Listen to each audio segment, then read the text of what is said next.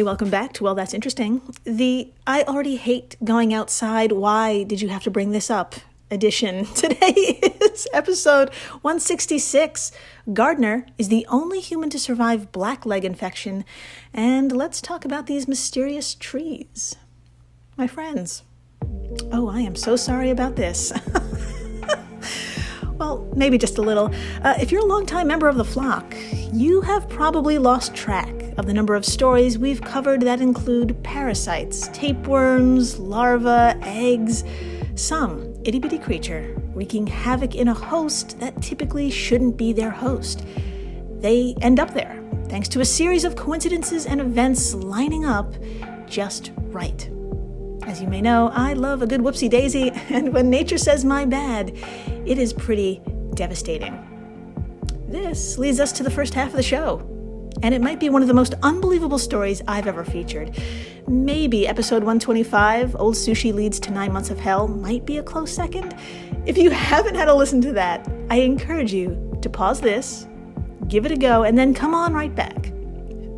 Feel free to compare and contrast, and then let me know in the comment section over at Instagram or Twitter or whatever, which situation you think is worse. My friends, I'm going to tell the tale of an ordinary woman facing the worst odds. For you see, her innocent hobby of gardening led to an infection that previously no other human being had survived. That's right, a 100% fatality rate. This is one unfathomable fun fact, I should say, of many. For example, this particular bacteria, that's the star of the show, and one of which I will be so honored to introduce you to, it doesn't even target humans. You can count on one hand the number of people that have actually become infected. And I should say accidentally become infected. But, like the title suggests, however, she makes it out alive and is now known as the sole survivor of such an experience. But to get there, my God, it is a journey, and we're going to get into all of it. Then, after the break, something a little lighter, but right now is a total mystery. We're going to talk about two types of trees that are leaving researchers stumped. I'm sorry about that too. Their growth patterns are unlike anything seen in other trees, making them truly stand out among the crowd. For real. I'm going to show you some photos, and you're going to be like, oh, yeah, I see what you mean. Scientists have some theories as to why they take the shape they do, and we're going to get into those too.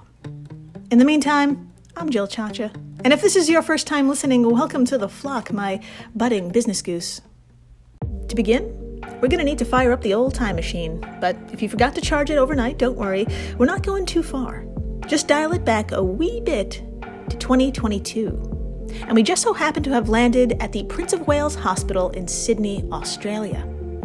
Here's a fun fact about the place. As noted on their website, each year, this hospital cares for more than 58,000 patients in the emergency department alone. This place has seen some shit, like most hospitals, but the Prince of Wales is about to make history. One of those nearly 60,000 patients just entered the ER and is practically clinging to life. The 48-year-old woman was experiencing nausea and vomiting for 3 days, but when the pain in her lower right abdomen became excruciating, that's when she decided to head over to Prince of Wales. My friends, I am not exaggerating when I say if she had waited any longer, this would be a very different and short story. A basic blood test was drawn, and the results looked grim. Both kidneys and her liver were failing, and she had a buildup of lactic acid, a substance produced by muscles during high-intensity exercise, and an indicator of septic shock, which, according to clevelandclinic.org, occurs when your immune system has an extreme reaction to an infection. My investigative business goose, please put a pin in these two things. Something was affecting her muscles, and there seems to be an infection. And because the human body just has to do this right now, she was also experiencing diarrhea. Of course. So please, unfortunately, put a pin in that too. The patient was pumped with antibiotics to keep her hanging on until the exact cause could be identified. And it was working. She was still alive, but the pain, my friends, was spreading throughout her body. It's been 5 hours since she was admitted at this point, and doctors ordered a CT scan stat. This revealed a huge piece of the literal shitty puzzle. They had found the source of the infection. Quote, "It was clear that her large intestine was inflamed, as was the cecum, an area where the small intestine meets the large intestine. So she was admitted to intensive care." End quote. From Emily Klook of LiveScience.com. So, my friends, our patient was gurneyed into intensive care, and the focus now, to save this woman's life, was to identify what in the holy hell could be breaking down her body so quickly.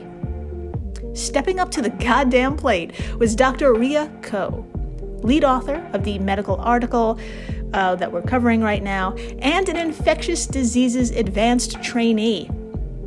Yes, Dr. Ko rolled up her advanced trainee sleeves and was like, "I got this."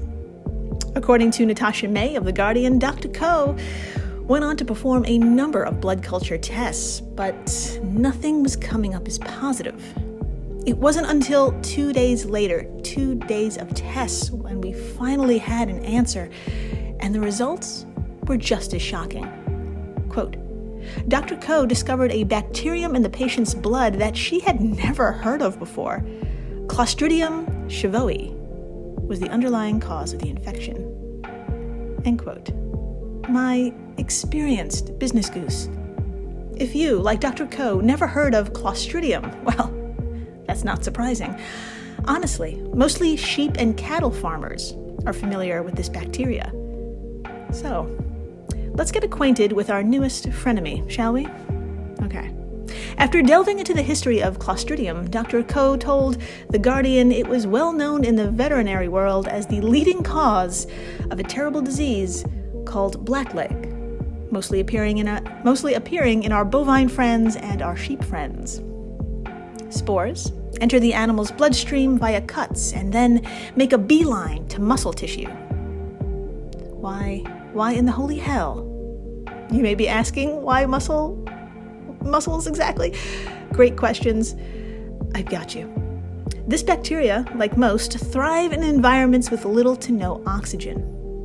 When, say, your cow is grazing through fields or your sheep are hopping along, oxygen levels in their muscles decrease, and this allows the spores to germinate. As they grow, they produce toxins that destroy blood and muscle cells and produce enzymes that break down DNA. Now, what I said was actually the condensed version of its effects, and that was actually the G-rated version.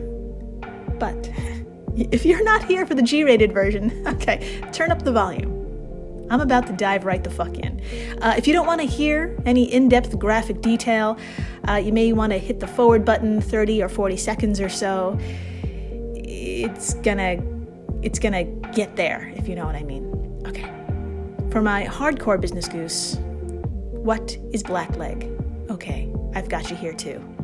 Dr. Ko went on to tell The Guardian, quote, when infected soil enters the bloodstream through cuts, it quickly causes myonecrosis, or death of leg muscles. Sheep and cattle can't complain or communicate that they have this pain, so we read in the literature that the most common presenting symptom of blackleg is death, because farmers find this animal dead when they find out they have blackleg, end quote. Yes, my friends, you heard Dr. Ko right. The most common presenting symptom of blackleg is death. That's how quickly this thing targets its host. But if you're a farmer who just so happens to catch sight of a lame cow in time, there are other signs of blackleg too. Associate Professor David Beggs, a cattle veterinary specialist at the University of Melbourne, also spoke with The Guardian and said, quote, what happens is typically the young calves look a bit lame. And when you feel the leg, it feels like there's bubble wrap in there because the bacteria eat away at the flesh and cause gas to be produced. And the dead tissue that's been macerated by the bacteria gets into the bloodstream and causes blood poisoning. So you end up firstly with gangrene, which is just the tissue dying and the gas getting in there, and then secondly with blood poisoning. Same in people, end quote. Put a pin in that. Put a pin in that. God. So, end scene. My queasy business geese who just skipped forward a few seconds, welcome back. We just revealed the most common presenting symptom of blackleg is death. But Clostridium can also be identified by what sounds like symptoms of botulism and tetanus. And that's because, surprise everyone, this strain of bacteria is a cousin of those. So, if this sounds like a formidable opponent, you are more right than you think. Now, we said the usual hosts and victims of Clostridium are cows and sheep, and 99.99% of the time that is the case. My friends, in all of recorded medical history, only 2 other human beings have been diagnosed with Clostridium. One patient in the United States, and the other in Japan. According to Emily Cook over at livescience.com, one of them had a weakened immune system, and the other had a serious soft tissue infection called gas gangrene that could not be effectively treated. And if you recall, at the top of the show, neither of these patients survived. Our 48-year-old patient from Australia had become the 3rd person ever to become infected, and the odds were very much not in her favor. Dr. Ko, infectious diseases advanced trainee, would have to act fast. She and the team kept our patient on antibiotics, and knowing that this bacteria thrives in near-zero oxygen environments, they prescribed something out of the box. She was placed in a hyperbaric oxygen chamber, which pumped nothing but pure O2. She was surrounded by and inhaled the good stuff. Her muscles were inundated with oxygen to kill that goddamn bacteria and prevent additional tissue death. My friends, in a week, 1 week, her kidneys, plural, and liver reversed course, and her lactic acid levels fell. She was discharged from the hospital. Round of applause. Okay. I know what you're thinking. I know. I know what you're thinking. I can see your face. I know you're thinking, wait, that can't be it. This is, well, that's interesting, right? I'm listening to the right podcast. Yes, my savvy business goose, you are absolutely right. That is not all. Just 4 short days later, the same pain in her lower right abdominal area returned, but bigger and better than ever. Remember when we said her large intestine showed clear signs of inflammation back in that first CT scan? Well, a new CT scan showed a large section of her large intestine had turned out... I can't even read the sentence because it just hurts. Okay, I'm going to try that again. A new CT scan showed a section of her large intestine had turned into Swiss cheese. Since the beginning of her medical care, there had been a substantial amount of tissue death, a condition known as necrotizing enterocolitis. For all you medical buffs out there, you're welcome. I got it right like on the 60th try. Okay, so, my friends, antibiotics and the hyperbaric chamber were able to kill off the bacteria, but not before it went to town on her large intestine, eventually leading to holes. Yes, it's always with the holes. Quote, a pathologist was able to identify an area of bowel that was so thin, it was like paper thin, and then eventually perforated, end quote, Ko told The Guardian. My friends, I can't even imagine that pain. But thankfully, the team at Prince of Wales Hospital had a plan to deal with this, and it's not the prettiest thing. According to Live Science, doctors removed the right side of her large intestine and installed a stoma, which involves redirecting the large intestine through a hole in the abdomen so that feces can leave the body. My friends, for 3 months, our patient had to poop sideways into a collection bag, waiting for her large intestine to regrow and strengthen. I am so fucking happy to report that the stoma was eventually removed and she's alive. She's the only human being to survive a case of Clostridium. And that's thanks to the quick thinking of Dr. Ko, who has hopefully been promoted beyond trainee. Now, my baffled business goose. You're probably wondering, how in the holy hell did she get Clostridium to begin with? Well, hold on to your cheeks and gut parts. Our lovely patient had made a small life change. A life change so mundane, I bet nearly everyone listening has done it at least once. Move. Yes, our patient had found a new place to live and was settling in, finally unpacking boxes, probably with a glass of white Savy Blanc, for Christ's sakes, and being a plant lover. She took one look at her plants and one look at the new yard she had and was like, oh, you know what? I'm going to pour another glass of wine and garden. I'm going to give my plants a new place to live as well. And there she was on her hands and knees, digging holes and planting her plants, barehanded.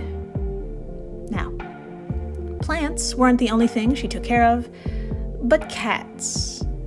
Very agitated cats, who I can only assume were very opposed to the move because they were scratchy. Okay, let's be real, they were just total douchebags. Now, what I'm trying to say is that our patient had open cuts on her hands and arms and went raw dogging some dirt. That dirt, Dr. Coe's theory, was contaminated with spores, unbeknownst to our gardener. So, my friends, a series of events aligned perfectly. A move, some dickhole cats, the choice to garden, barehanded, led to nearly dying. Nearly. After the break, harmless fucking trees, I promise. They are harmless, but still truly unique. One look and you'll see what I mean. Please join me for 2 incredible mysteries coming up next. So please, stay tuned. Would you like to relax or fall asleep while learning about pivotal moments in history? If so, then try my new podcast, Calm History. It's a time machine of tranquility, filled with immersive and fascinating stories from history. Prior episodes include The Pilgrims, Marco Polo, Henry Ford, Joan of Arc, Jackie Robinson, Klondike Gold Rush, Ancient Greek Olympics, Easter Island, and the Great Pyramid of Giza. There's also a 6-part series about the Titanic. Just search your podcast player for Calm History or go to calmhistory.com. When Johann Rall received the letter on Christmas Day 1776, he put it away to read later. Maybe he thought it was a season's greeting and wanted to save it for the fireside. But what it actually was a warning, delivered to the Hessian colonel, letting him know that General George Washington was crossing the Delaware and would soon attack his forces. The next day, when Rall lost the Battle of Trenton and died from 2 colonial Boxing Day musket balls, the letter was found, unopened, in his vest pocket. As someone with 15,000 unread emails in his inbox, I feel like there's a lesson there. Oh well, this is The Constant, a history of getting things wrong. I'm Mark Chrysler. Every episode, we look at the bad ideas, mistakes, and accidents that misshaped our world. Find us at constantpodcast.com or wherever you get your podcasts.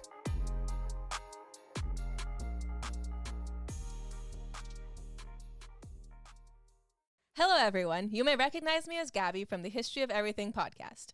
And my name is Brenna, and you don't recognize me from anything yet. Together, we're 2 scientists who explore all of the weird little questions and conspiracies of the universe in our new podcast, Mystery of Everything.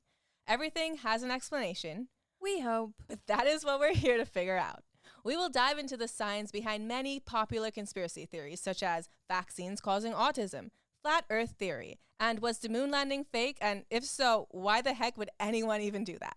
But it's not just conspiracies. There's a lot of cool mysteries that we will attempt to use science to explain, such as near-death experiences, what made the Vikings go berserk, and can I control my co-host with MK Ultra? Wait, what?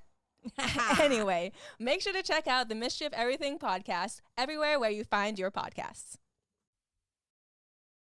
And we're back. We are so back.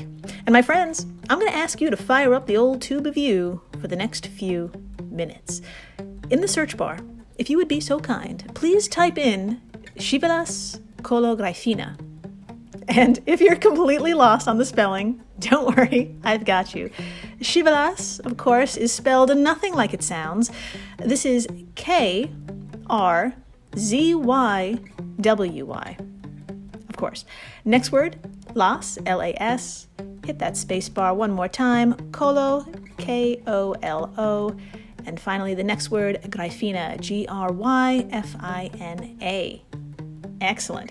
Now, a video from the account Magda Chamini should pop up. It's a mere 1 minute and 13 second long video. So please hit that play button, if you will. Now, as you can see, we're having a pleasant walk along a path in a seemingly average-looking park. We're surrounded by greenery and pine trees, blah, blah, blah. This could be anywhere. We're going to skip to the good part. Please, fast forward to the 50-second mark, when our adventurer comes across a post with a sign in Polish stating they have just entered Shivelas, or the Crooked Forest. The camera pans to the left, as you can see, and my friends, you could also see why that forest got its name. If you audibly said, "What the fuck?" you are absolutely right. Welcome to our first group of mysterious trees. Now, for my business geese who are just oh so busy right now solving humanitarian crises or whatever, and you can't watch along with us, fine, fear not. I'll have some screenshots on our social media stuffs for you to check out later, but for now, please imagine a pine tree whose trunk is maybe 20 inches or so in diameter, but instead of it being completely vertical, like you'd expect, the tree, it looks like the capital letter J. Yeah, its base runs a few feet horizontally along the ground, and then the trunk suddenly swerves up and out, and it's like this for a few more feet, and then, inexplicably, the trunk curves back in, growing vertically like an average tree. My friends, we're standing among 400 pines, and about 80 of them, in one small section of Shivelas, have taken this shape. This magical place, by the way, is in Gryfino, Poland, a wee tiny town of about 21,000 people. And these 80 trees or so have made it infamous. So, at this point, you may be asking, okay, it is weird. How exactly? I mean, why are these trees, and only these trees, this way? Great questions. Let's dive into one of many theories. The first being this forest and town's location. Okay, everyone please picture Germany. Thank you. Now, to its right is Poland. Now, please point to the border that they share and move your finger north. A little higher. Perfecto. That is Gryfino. Now, in a little thing called World War II, Gryfino was invaded and decimated. Civilians who had the chance fled, abandoning their homes and taking with them the origins of this park. It's not known who planted these trees, but thanks to their rings, we know that they began their lives sometime in the 1930s, and this curvature began 5 to 7 years into the sapling's growth. This timeline, some theorists believe, coincides with the invasion. So, is it possible a Nazi tank ran over our fledgling pine trees, causing the deformity, if you will? I mean, not only does the timeline work here, but it turns out nearly all of these tree trunks, all of the 80 trees, point north in one direction. Could that have been where the tank was heading? Well, this is an okay theory. The problem lies with the rest of the surrounding forests. That's the same age, but has grown in the classic vertical fashion. The theory literally stops short, as the tank would have had to completely disappear or hovered the rest of its way. Speaking of hovered, people just can't not throw aliens into the mix. Yes, there are some folks who believe the trees were crushed by an alien spacecraft. But as James Felton of IFL Science put it, if these trees were bent by a ship, it would have to belong to, quote, an alien civilization that has mastered interstellar travel, but hasn't quite got the hang of parking. End quote. That's a pretty good fucking zinger right there. But I gotta say, as a New Yorker who has seen many people struggle with parallel parking, I could totally imagine this happening. It's like, it can be hard. Anyway, let's move on to a more plausible theory, one based a little on history.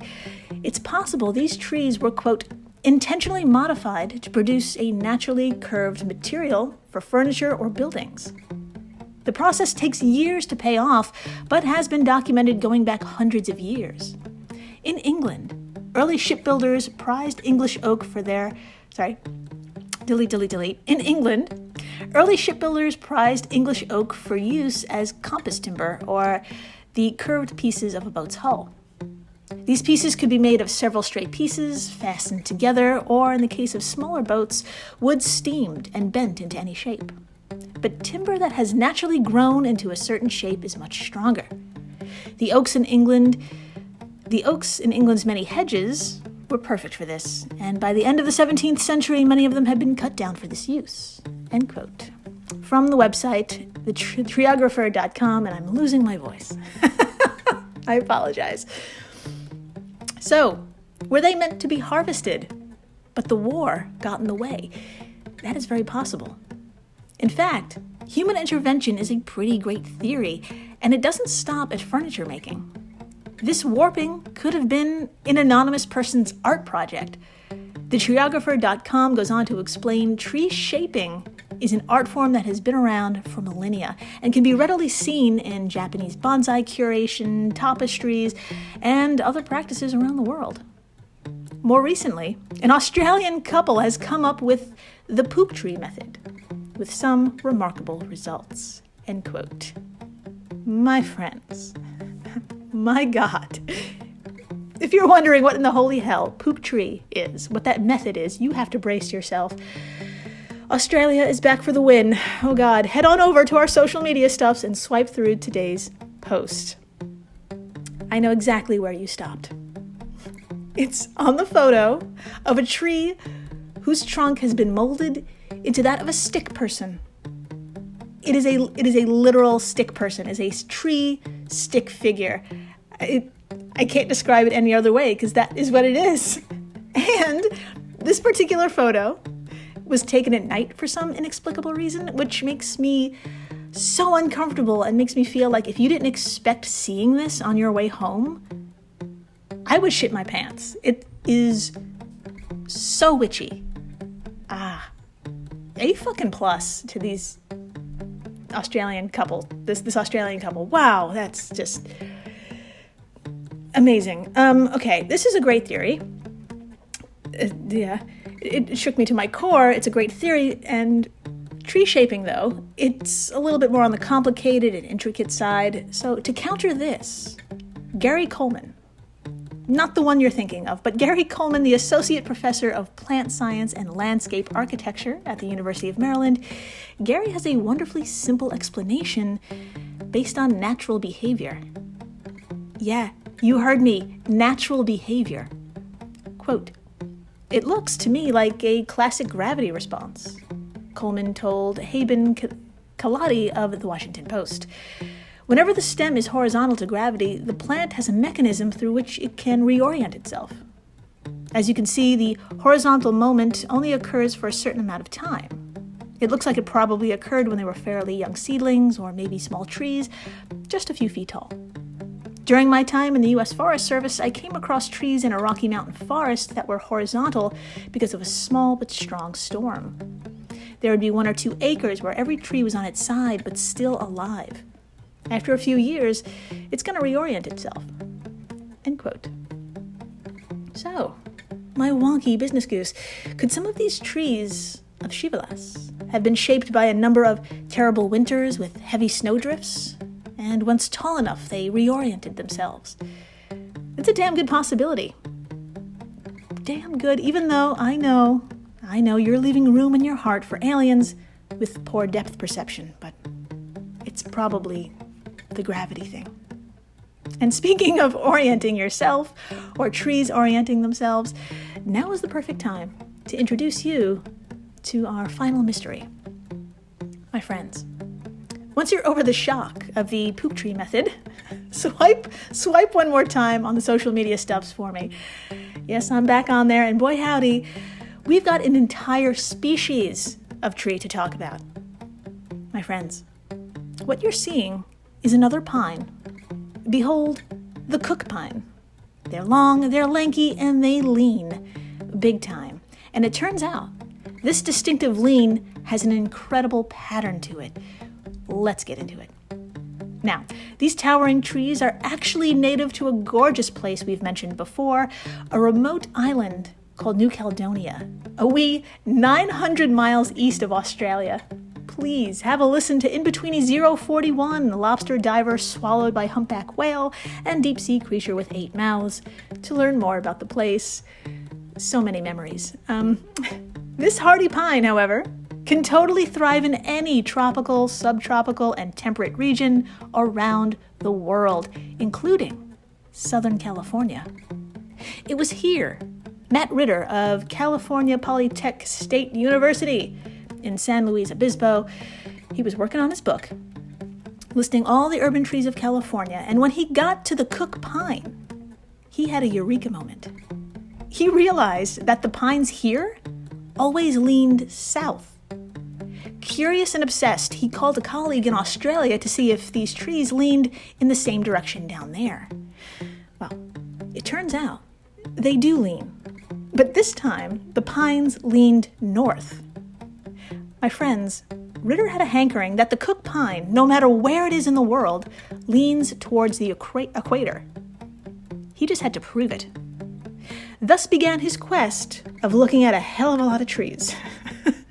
My friends, Ritter found some tree nerd colleagues, and together they studied 256 cook pines scattered across 5 continents. So, what did they find? Drumroll, please. Thank you.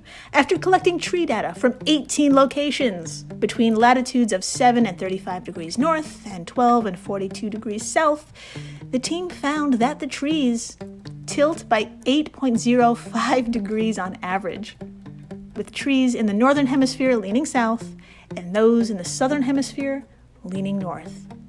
He was fucking right. And if a lean of 8.05 degrees sounds like a lot, it fucking is. That happens to be an angle double that of the Leaning Tower of Pisa. Did I say pizza? I'm hungry. Son of a bitch. It's double the tilt of the Leaning Tower of Pisa. But that is not all, of course. Quote, the trees also slant more the further they are from the equator in both hemispheres. It's a shockingly distinct pattern. One tree in South Australia slants at 40 degrees, end quote, Ritter told New Scientist. So, my curvy business goose, you may be wondering, once more, why? Why to all of this? Well, does it just want to look cool? Well, that's a great question. Probably. I mean, we don't know exactly. Ritter told New Scientist, quote, we could just be dealing with an artifact of its genetics that we are just seeing now that we have spread it all around the world. Alternatively, it could be an adaptation to catch more sunlight at higher altitudes, end quote. So, if it is to catch more light, this makes sense. A number of plants do the same. However, Stephen Warren of the U.S. Forest Service in Utah told New Scientist as well, quote, this is the first time I've heard of a tree doing this, end quote. So, my friends, as we speak, Ritter and the lovely tree nerds are still on the case, as they believe trees are responding to their global environment in a way not yet fully understood. Personally, as long as they don't end up looking like pook trees, I am okay with whatever the fuck they decide to do. Thank you for listening, rating, subscribing, telling your friends about the gardener, the only human being to survive a disease that is horrible and an achievement. Anyway, tell them about the cook tree and the trees in Poland. Aliens. I know what you're thinking. That's fine, and that's fun.